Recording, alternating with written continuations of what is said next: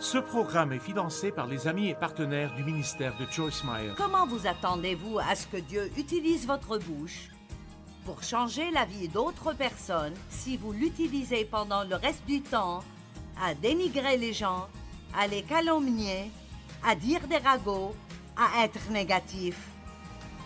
Allez!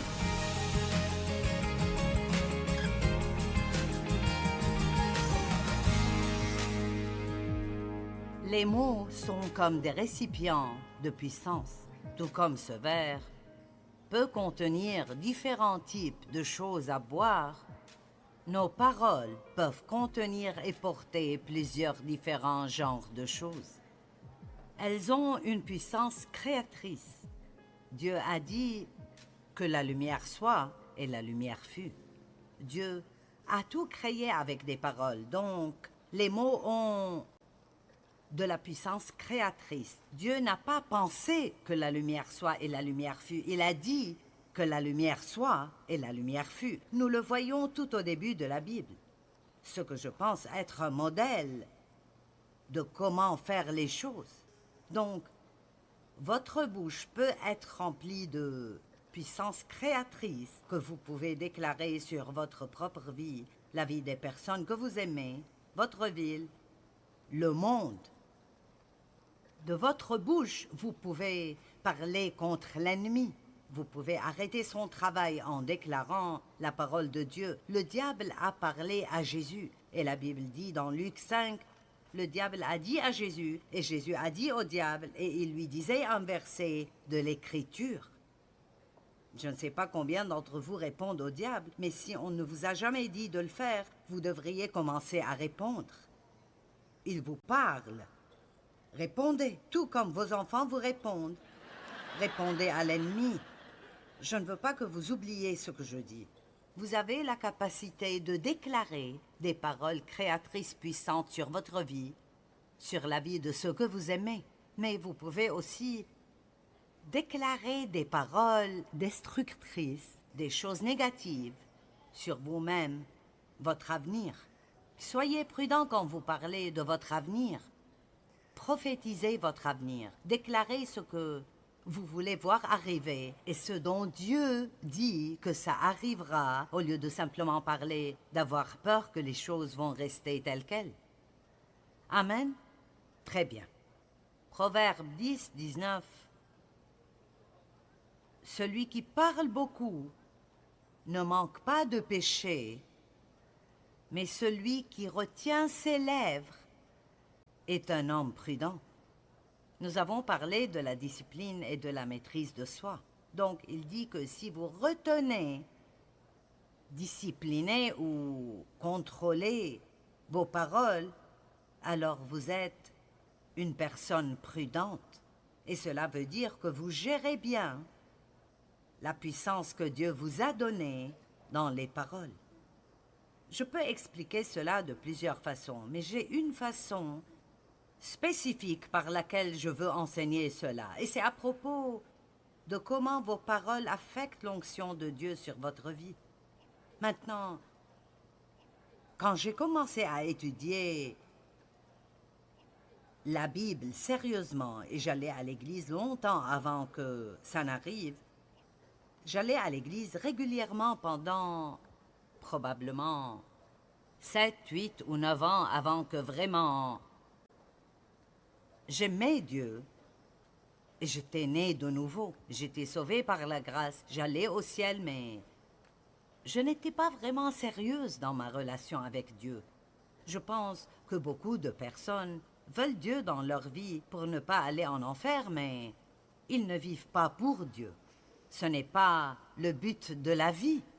Et Paul a dit, par Christ est ma vie, et la mort m'est un gain. En lui je vis, j'opère, et j'ai mon être. Matthieu dit, recherchez d'abord le royaume de Dieu et sa justice, et toutes ces choses vous seront ajoutées. Donc Dieu n'est pas secondaire. Il n'est pas une police d'assurance. Il devrait être la chose essentielle dans nos vies. Et donc, j'avais Dieu, mais disons juste, il ne m'avait pas. Vous comprenez ce que je veux dire? D'accord. Je l'avais, je voulais aller au ciel. Je voulais prier et avoir de l'aide quand j'avais des problèmes, mais je ne lui avais pas abandonné ma vie. Et donc, quand j'ai commencé à vraiment sérieusement étudier la parole de Dieu, l'une des choses qui arrivait en ce temps, dans les années 70, était un grand déversement du Saint-Esprit partout dans le monde. Ce n'était pas juste un seul endroit ou une dénomination, mais ça arrivait partout. Et Dieu fait cela à différents moments dans l'histoire. Ça s'appelle le renouveau. Ce sont des moments où Dieu se montre et se manifeste pendant une période de temps, et ça ravive l'Église. Maintenant, nous ne vivons pas dans cela tout le temps, mais je suis reconnaissante d'avoir pu faire partie de cela parce que ma vie a été touchée très profondément. Et c'était un temps où le Saint-Esprit donnait une grâce spéciale pour que les gens aiment la parole. Je veux dire, ce n'était rien du tout d'avoir une réunion de 3 heures à l'église. Je veux dire, aujourd'hui, vous savez, nous entrons et nous sortons. Vous avez 3 ou 4 réunions en un matin, et tout est 10 minutes et 5 minutes. Et je comprends que nous avons de différentes ères ou des temps différents dans la vie. Mais il n'y a pas beaucoup de gens aujourd'hui qui supporteraient une réunion de 3 heures à l'église. Et donc, c'était des temps spéciaux et il y avait une onction spéciale. Et ce n'était rien d'aller pendant une semaine à des camps de réunion où vous alliez à l'église 3 fois par jour, 7 jours de suite. Et parfois même pendant un mois entier de renouveau, et nous ne nous en fatiguions pas. Nous aimions juste la parole. Et l'une des choses dont nous entendions beaucoup parler alors et que nous ne voyons plus aussi souvent aujourd'hui, et je pense que c'est quelque chose dont nous devrions parler beaucoup plus, est l'onction. Juste l'onction. Maintenant, quand je dis l'onction, il y a peut-être des gens ici qui ne savent même pas de quoi je parle. Donc, qu'est-ce que l'onction? L'onction est la présence et la puissance de Dieu dans et sur votre vie. Et très souvent, nous sommes moins pour certaines choses. Donc, il y a l'onction générale sur nos vies en tant que croyants, mais Dieu peut nous oindre pour des choses spéciales. Je suis ointe en tant qu'enseignante biblique. Ça veut dire que Dieu m'a appelée et m'a équipée pour faire cela. Maintenant, l'onction est très importante et tout ce que Dieu nous donne nous est donné gratuitement. Jésus a payé pour cela, mais d'une certaine manière, ce n'est pas gratuit. Je crois qu'il y a certaines choses que nous pouvons faire qui arrêteront l'onction et il y a certaines choses que nous pouvons faire qui augmenteront l'onction. J'ai entendu un ministre dire que s'il voulait augmenter l'onction sur sa vie avant de prêcher, s'il sentait qu'il ne ressentait pas la présence de Dieu assez fort, il passerait du temps en plus à lire la parole et l'onction sur sa vie augmentait. Peut-être qu'un peu de prière ferait que l'onction sur votre vie augmente. Mais si vous ne savez pas ce qu'est l'onction ni combien elle est importante, alors vous faites peut-être des choses qui arrêtent l'onction sur votre vie sans même réaliser que vous le faites. Et l'une des choses que vous découvrez définitivement, et je vais le prouver, est que dire des paroles fausses arrêtera l'onction sur votre vie. Une autre chose qui arrêtera l'onction est de maltraiter les gens. Dieu est très attentif à comment nous traitons ses enfants. Il n'aime pas que nous maltraitions les gens. Il n'aime pas quand nous disons du mal des gens ou commençons des rumeurs, des ragots ou les calomnions. En fait, je pense que c'est l'une des choses les plus dangereuses que nous puissions faire.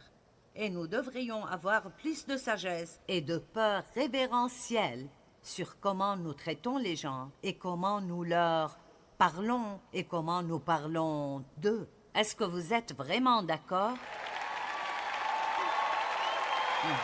Donc, ça m'a pris beaucoup de temps pour arriver là, mais j'ai une peur révérentielle de maltraiter les gens. Et si je passe une mauvaise journée et je maltraite quelqu'un, ça ne prend que 5 secondes pour que le Saint-Esprit me donne une bonne fessée spirituelle. Et je retourne rapidement pour m'excuser. Par exemple, je ne viendrais pas ici pour essayer de prêcher si j'étais en colère contre quelqu'un. Je ne le ferai absolument pas parce que je crois que ça affecterait et arrêterait l'onction sur ma vie.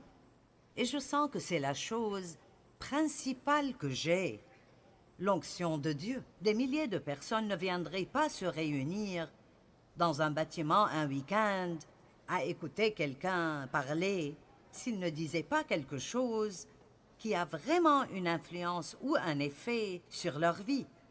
Maintenant, vous ne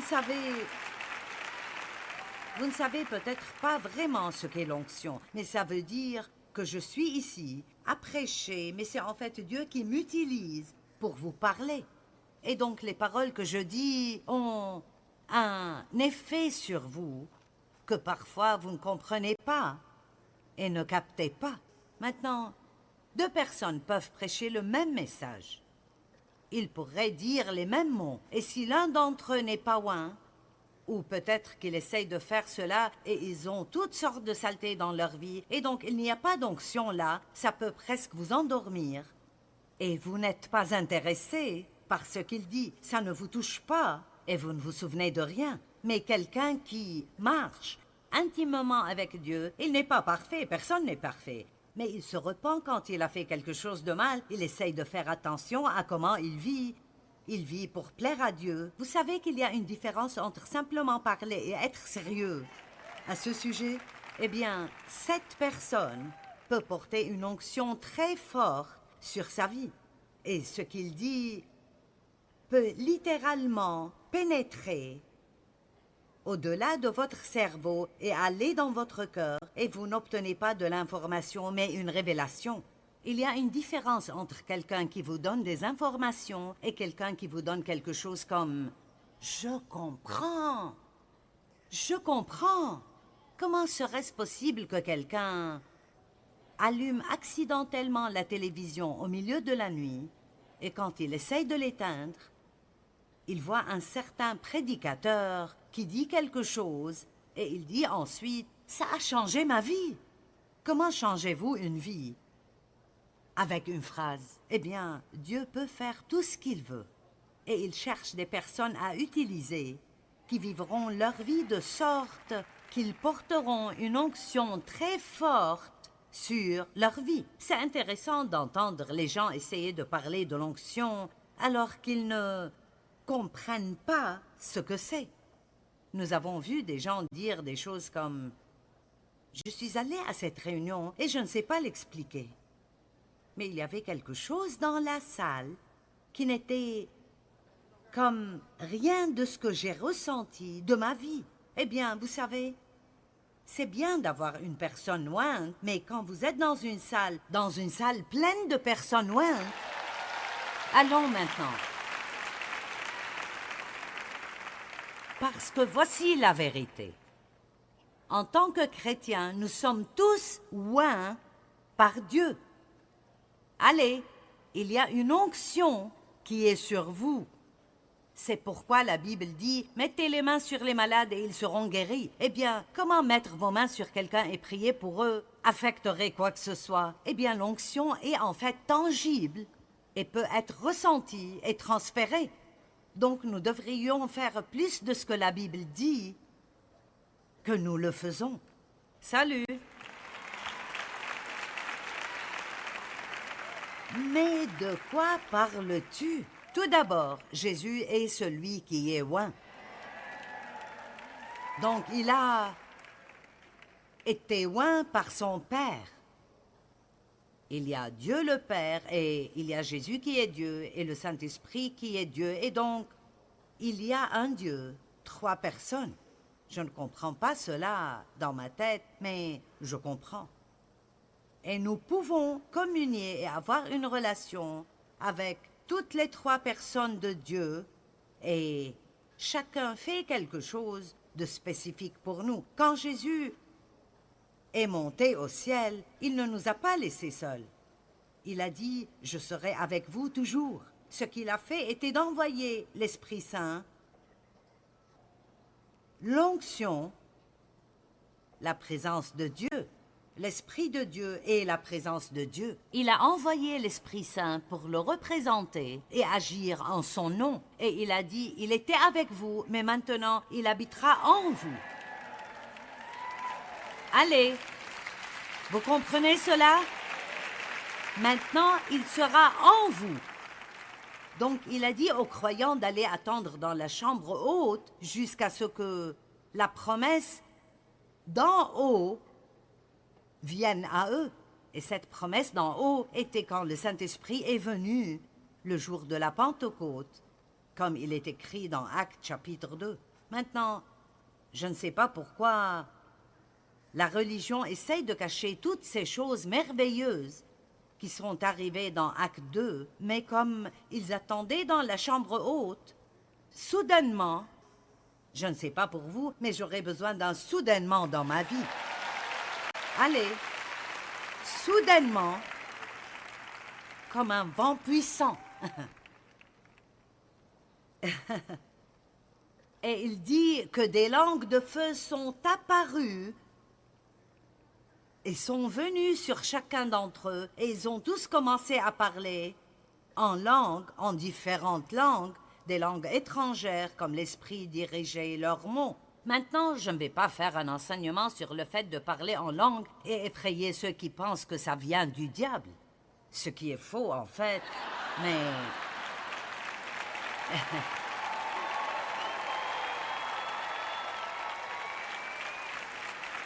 Écoutez, si vous n'avez pas fait l'expérience de quelque chose, ça ne veut pas dire que ce n'est pas réel.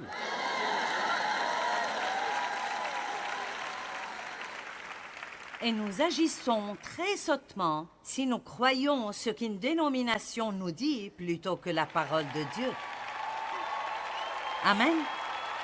Maintenant, alors, l'essentiel est que la première chose que Dieu a faite était de toucher leur langue. Est-ce que vous êtes là aujourd'hui? J'ai dit, la première chose que Dieu a faite était de toucher leur bouche.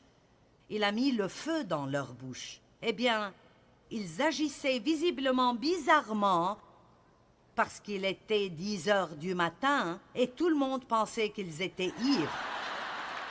Ce qui me dit qu'un chrétien vraiment rempli de l'esprit et de son feu peut agir un peu bizarrement de temps en temps.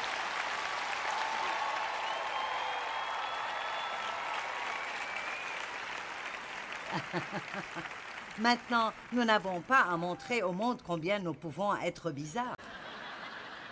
Je pense que nous pouvons utiliser du bon sens et faire attention à qui est autour de nous. Mais Jésus n'est pas mort pour que nous puissions juste continuer à être des croyants misérables.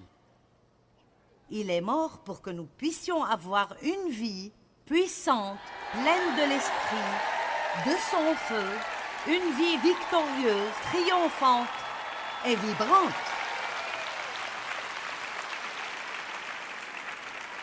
Et si vous connaissez vraiment Dieu comme il veut que vous le connaissiez, vous ne pouvez pas être fatigué de la chrétienté.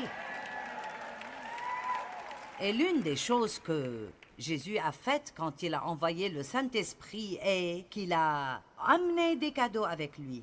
Il a amené des dons puissants avec lui. Il y en a 9 spécifiquement. Il y a 9 fruits de l'Esprit et 9 dons de l'Esprit. Et les deux sont aussi importants l'un que l'autre. Je ne conseille pas de mettre les dons avant les fruits parce qu'honnêtement, je connais des gens avec des dons qui n'ont pas de fruits et ils sont vraiment embarrassants, vous savez. Et ce n'est pas ce que nous voulons, mais Dieu nous donne des paroles de connaissance, des paroles de sagesse, le discernement des esprits et c'est si important. Ah, vous devriez prier pour le discernement. La Bible dit que nous devons prier pour rechercher et poursuivre les dons de l'esprit. Donc, si c'est tout ce que vous retenez de tout ce que je dis cet après-midi, quand vous rentrez chez vous, commencez à prier. Dieu, s'il te plaît, remplis-moi de la puissance de ton Esprit Saint. Priez chaque jour pour que Dieu vous remplisse de l'Esprit Saint, parce que nous avons besoin d'être toujours remplis de l'Esprit Saint. Je ne veux pas une expérience d'une fois avec Dieu pour le reste de ma vie. J'ai besoin d'une nouvelle expérience chaque jour. C'est pour cela que je sors du lit le matin et je vais passer du temps avec Dieu. Et si nous agissions comme si nous voulions désespérément Dieu, nous ne serions pas si désespérés dans nos circonstances tout le temps. Et au moins, nous pouvons sortir du lit 15 minutes plus tôt pour dire « Dieu, je ne vais pas continuer cette journée sans être touché par toi, et donc je veux que tu me touches aujourd'hui. » Voulez-vous porter une onction sur votre vie? Une onction va juste... Eh bien, les gens sauront tout simplement, il y a quelque chose en toi. Je ne sais pas ce que c'est, mais il y a juste quelque chose. Et ils aimeront être avec vous. Vous aurez de la faveur. Vous saurez des choses sans savoir comment vous les savez. Vous aurez la bonne réponse au bon moment. Si quelqu'un a un mauvais esprit en lui et il essaye d'être ami avec vous et il a une mauvaise motivation, c'est là que vient le don du discernement. Vous direz, je dois m'assurer de cette personne.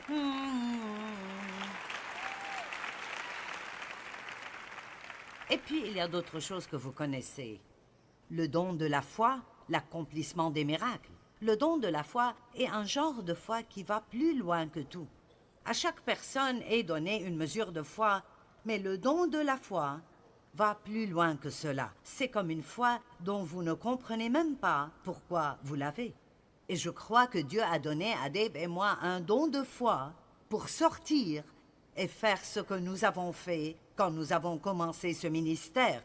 Et ce que je fais est absolument incompréhensible si vous saviez d'où je viens, mon niveau d'éducation et dans quel état j'étais quand Dieu m'a appelé à faire cela. Je veux vous dire ceci. Si Dieu peut parler à un prophète à travers un âne, il peut vous utiliser et il peut m'utiliser. Amen.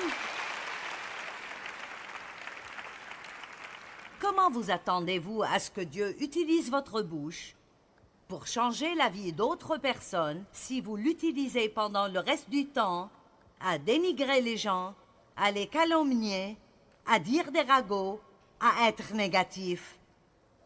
Allez! Nos paroles ont beaucoup à faire avec l'onction sur nos vies, et il y a d'autres dons. La prophétie, les langues, l'interprétation de langues. Quand nous parlons des langues, tout le monde commence. Je compte enseigner quelquefois l'année prochaine sur les dons de l'esprit. Je dois choisir le bon endroit parce que, vous savez, nous avons... Désolée, je ne l'ai pas aujourd'hui. Dans un ministère comme le mien, nous avons des gens de toutes les dénominations qui viennent, et alors j'essaye d'utiliser la sagesse. Je ne veux pas vous effrayer, mais vous aider. Et donc, je parle en langue depuis plus de 40 ans. Peut-être qu'il est temps que le monde sache. Voilà, je viens de le dire à tout le monde. Amen.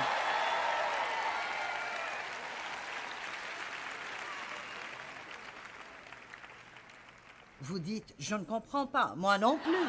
Mais la Bible dit que quand vous parlez en langue, vous vous édifiez et vous vous fortifiez dans la foi. Amen. Et donc, c'est un don surnaturel. Vous ne pouvez pas expliquer les choses surnaturelles. Et donc, il y a certaines personnes qui essayent de dire que ces dons ont disparu avec la première Église. Eh bien, s'ils en avaient besoin, nous en avons besoin aussi. Je veux dire, mon Dieu, et il n'y a rien dans la Bible qui dit qu'ils ont disparu avec la première Église. La Bible dit dans 1 Corinthiens 13 que... quand ce qui est parfait sera venu, Mike met d'en bas, quand ce qui est parfait sera venu, ce qui est partiel sera inutile. Et le seul parfait que je connaisse est Jésus et il n'est pas encore revenu. Et donc, nous avons besoin de toute l'aide que nous pouvons avoir. Jusqu'alors, j'ai besoin de la puissance surnaturelle de l'Esprit Saint pour vivre au-dessus de la corruption qui est dans le monde et garder ma joie. Amen.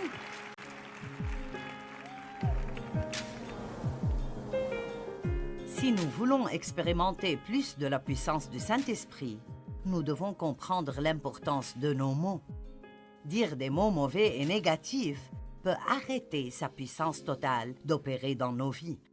Mais apprendre à dire ce que Dieu dit de nous et des autres augmentera sa puissance dans nos vies et nous pouvons choisir.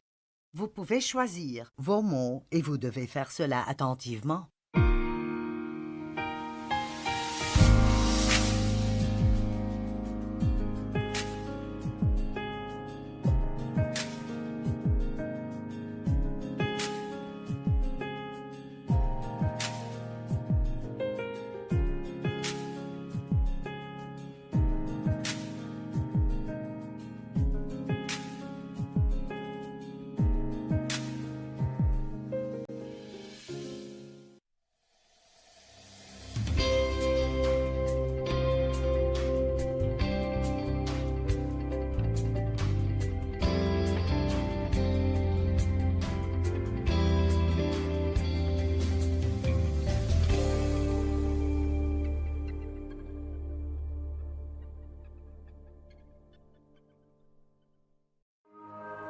Ce programme est financé par les amis et partenaires du ministère de Joyce Meyer. Je ne pense pas que nous comprenons. Et je crois, je parle pour moi, je ne pense pas que je sache encore, bien que j'ai étudié et enseigné le vrai pouvoir des mots, parce que je peux vous dire que si nous le faisions vraiment, nous ferions beaucoup plus attention à ce que nous disons.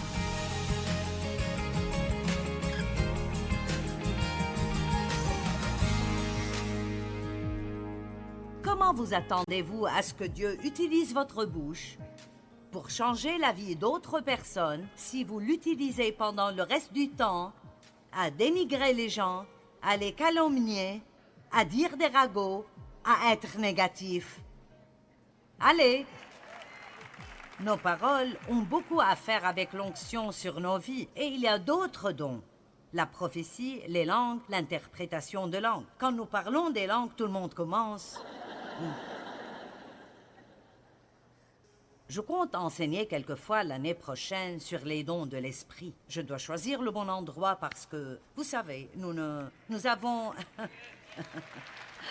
Désolée, je ne l'ai pas aujourd'hui. Dans un ministère comme le mien, nous avons des gens de toutes les dénominations qui viennent et alors j'essaye d'utiliser la sagesse. Je ne veux pas vous effrayer, mais vous aider. Et donc, je parle en langue depuis plus de 40 ans. Peut-être qu'il est temps que le monde sache. Voilà, je viens de le dire à tout le monde. Amen.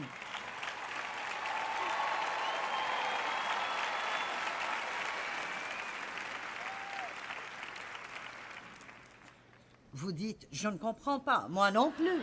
Mais la Bible dit que quand vous parlez en langue, vous vous édifiez et vous vous fortifiez dans la foi. Amen. Et donc, c'est un don surnaturel. Vous ne pouvez pas expliquer les choses surnaturelles. Et donc, il y a certaines personnes qui essayent de dire que ces dons ont disparu avec la première Église. Eh bien, s'ils en avaient besoin, nous en avons besoin aussi. Je veux dire, mon Dieu, et il n'y a rien dans la Bible qui dit qu'ils ont disparu avec la première Église. La Bible dit dans 1 Corinthiens 13 que quand ce qui est parfait sera venu, Mike Med d'en bas, quand ce qui est parfait sera venu, ce qui est partiel sera inutile. Et le seul parfait que je connaisse est Jésus et il n'est pas encore revenu. Et donc, nous avons besoin de toute l'aide que nous pouvons avoir. Jusqu'alors, j'ai besoin de la puissance surnaturelle de l'Esprit Saint pour vivre au-dessus de la corruption qui est dans le monde et garder ma joie. Amen. Et donc, quand vous êtes oint par le Saint-Esprit, vous vous trouverez en train de faire des choses qui n'ont pas beaucoup de sens. Vous savez, c'est comme, je n'ai pas 40 ans, j'ai 75 ans. Amen. 7, 5. J'ai vécu les 3/4 d'un siècle. Et votre corps peut vieillir, mais à l'intérieur, vous pouvez être renouvelé jour après jour après jour. Et vos dernières années seront meilleures que les années précédentes. Laissez juste tomber les choses anciennes. Personne n'est trop jeune ou trop vieux pour laisser Dieu les utiliser. J'ai commencé le ministère alors que j'avais 3 adolescents et un bébé dans mes bras. Ne me dites pas que vous avez trop d'enfants pour faire quoi que ce soit pour Dieu. Quand Dieu vous oint pour faire quelque chose, vous pouvez faire des choses que vous ne pouvez même pas imaginer pouvoir faire. Donc voilà. Je ne comptais pas vraiment dire quelque chose comme ça, mais voilà.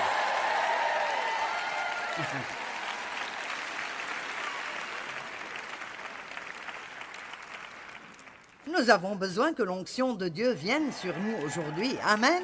Et comment allez-vous même savoir comment demander si vous ne savez pas quoi demander? Nous avons besoin de la présence de Dieu dans nos vies. Nous avons besoin de sa puissance dans nos vies. Je suis si fatiguée des chrétiens tristes, misérables, des chrétiens râlants, des chrétiens grognons et qui se plaignent. Amen.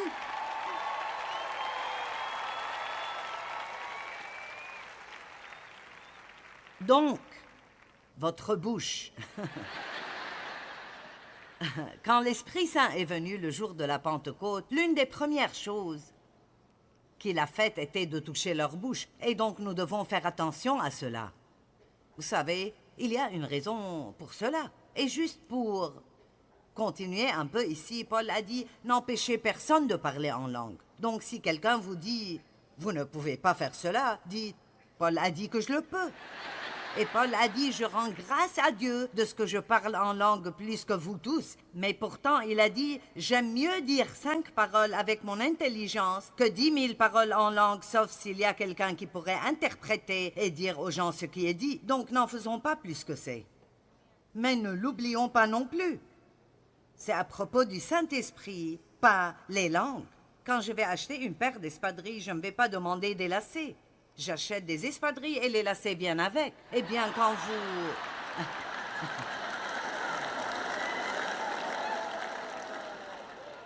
Oh, mon Dieu, je me cause tant de problèmes ici. Quand vous recherchez le Saint-Esprit, il vous donnera des dons à utiliser pour le bien et le bénéfice de tous, comme il le détermine et le désire. Amen. Et donc, vous n'avez vraiment pas à faire des dons plus qu'ils ne sont vraiment. Recherchez le Saint-Esprit, recherchez Dieu, et vous marcherez dans ce pouvoir surnaturel et disposerez de tout ce dont vous avez besoin pour faire tout ce que Dieu vous demande de faire. Amen. Très bien. Alors, laissez-moi dire ceci. Si vous êtes assis là et que vous vous dites « J'aurais aimé savoir de quoi tu parles, mais je n'ai aucune idée. Je me sens aussi perdu que possible. » J'ai un livre.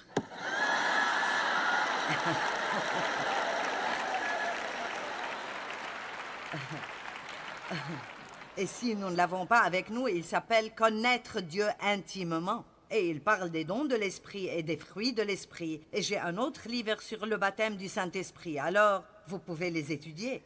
Étudiez, étudiez, étudiez. Si vous voulez savoir quelque chose, n'attendez pas que quelqu'un vous l'explique. Ayez faim de Dieu et creusez jusqu'à le connaître. Si vous voulez en savoir plus sur ce dont je parle, rentrez chez vous et sortez une concordance. Et, mon Dieu, aujourd'hui, vous pouvez demander n'importe quoi à Google et il vous indiquera la bonne direction. Juste les dons de l'esprit, recherchez cela sur Google. Et ensuite, recherchez vous-même toutes les Écritures. Tout est dans la Bible. Vous n'avez pas à vivre sans puissance. Vous n'avez pas à vivre sans puissance. Mais le Saint-Esprit survenant sur vous, acte 1:8, vous recevrez une puissance et vous serez mes témoins à Jérusalem, en Judée, dans la Samarie et jusqu'aux extrémités de la terre. Quand l'Esprit Saint vient sur nous, nous devons avoir la puissance, le pouvoir de nous contrôler, de nous discipliner et de faire ce que Dieu veut que nous fassions. D'accord, je vais faire un effort ici pour me calmer un peu. Je vais vous raconter une histoire. Oh. J'ai fait ça assez longtemps. Je peux sentir quand l'onction est vraiment forte sur moi et quand elle n'est pas aussi forte. Je suis toujours loin pour faire ce que je fais. Mais il y a des moments où l'onction est si forte, où la présence de Dieu est si forte, que je me sens comme si je volais ici. Je veux dire, je n'ai aucune idée de ce que la prochaine chose qui sortira de ma bouche sera, mais ça n'arrête pas de sortir. Et cela semble aider les gens, alors c'est comme ça que nous procédons. Et donc, si je manque ça, parce que je ne suis pas une bonne oratrice publique qui a suivi beaucoup de cours d'oraison, j'avais une grande bouche et Dieu a décidé de l'utiliser. Amen. J'ai toujours été une assez bonne communicatrice. Je peux faire passer mon message. Et c'est ce qui importe. C'est probablement le seul don vraiment fort que j'ai. J'ai beaucoup de bon sens. Mais j'ai surtout juste ce don pour communiquer la parole de Dieu. Et comme je ne fais pas beaucoup de choses fantaisistes, vous savez, si ça ne marche pas, je ne peux pas m'arrêter et chanter une super chanson et plaire à tout le monde. Je vous dis que je dois avoir l'onction de Dieu ou je suis dans le pétrin. D'accord? Donc, quand je n'ai pas ça, si je sens que l'onction n'est pas forte, alors je ne peux pas attendre d'avoir fini. Et si je regarde l'heure, en attendant de finir, je sais que j'ai des problèmes. Donc cela ne m'arrive presque jamais. Mais parfois, si Dieu essaie d'attirer mon attention, ça arrive, vous ne le savez pas, mais moi si. Donc, il y a de nombreuses années, je suis passée par une période où j'enseignais comme je le fais toujours. Mais je sentais qu'il n'y avait pas d'onction du tout. Et j'ai détesté ça. J'avais l'impression que tout ce que je disais n'avait aucun sens. Donc, je disais à Dave, je sens juste comme s'il n'y avait pas d'onction. Il disait, qu'est-ce que tu racontes? Je suis heureuse parce que Dieu le cache aux autres. Et donc, ça a continué quelquefois quand j'allais prêcher. Et finalement, j'ai dit à Dave, je ne sais pas ce qui ne va pas en moi. Mais je ne vais pas aller au lit avant de le découvrir. Alors je suis allée dans mon bureau et j'ai crié à Dieu pour qu'il me montre ce qui ne va pas et il ne m'a jamais rien montré. Eh bien, le lendemain, Dave m'a dit, je pense que Dieu m'a montré ce qui ne va pas. Oh.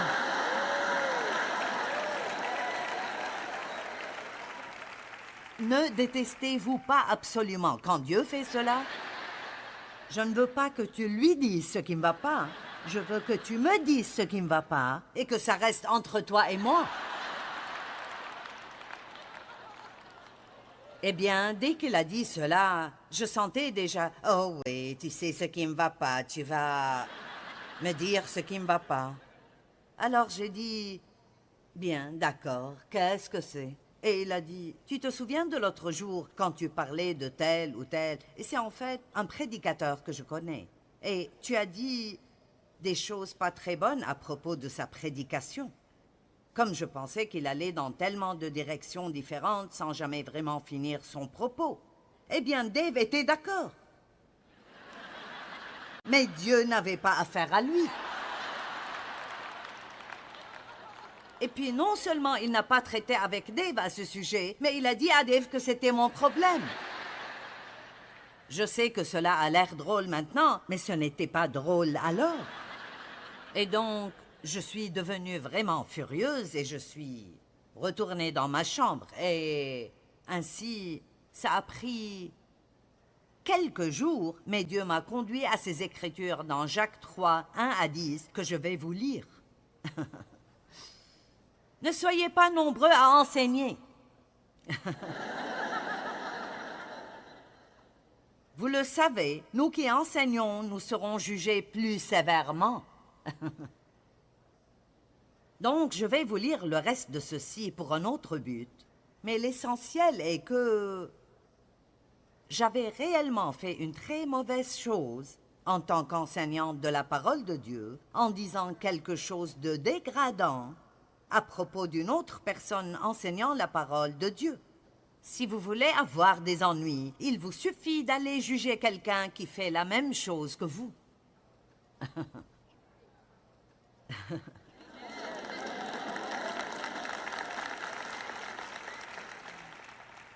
Peut-être que vous êtes l'un des chanteurs principaux de la chorale de l'église. Et vous avez une belle voix. Quelqu'un d'autre qu'il laisse chanter de temps en temps et vous dites « Ah, ils ne pourraient pas chanter même si leur vie en dépendait. » Eh bien, vous feriez mieux de commencer à vous repentir. Comprenez-vous tous ce que je dis? Je connais un médecin qui dit du mal d'autres médecins et je me dis « Oh, tu ne sais pas ce que tu fais. Il faut faire attention. » Je veux mettre un peu de crainte révérentielle en vous aujourd'hui parce que Dieu n'aime vraiment pas quand nous bavardons et calomnions d'autres personnes. Amen.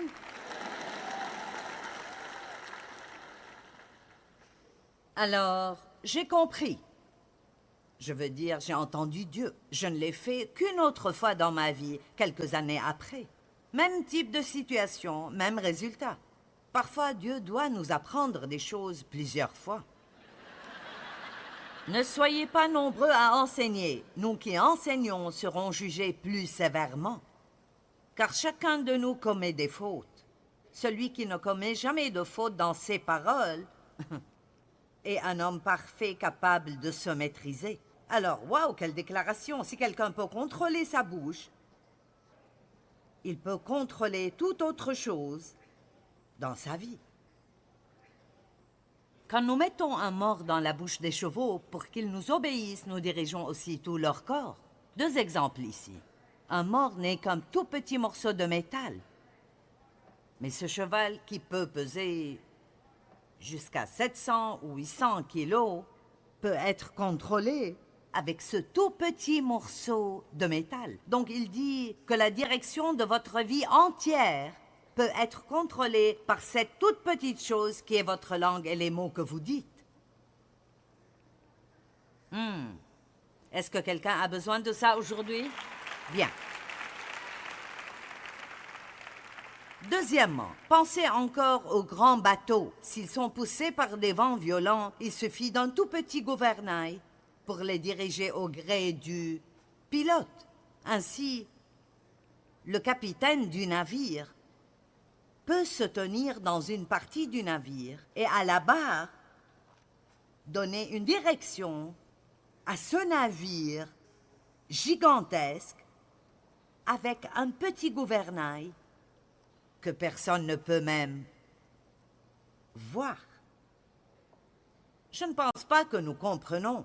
Et je parle pour moi, je ne pense pas que je sache encore, bien que j'ai étudié et enseigné le vrai pouvoir des mots, parce que je peux vous dire que si nous le faisions vraiment, nous ferions beaucoup plus attention à ce que nous disons. Amen.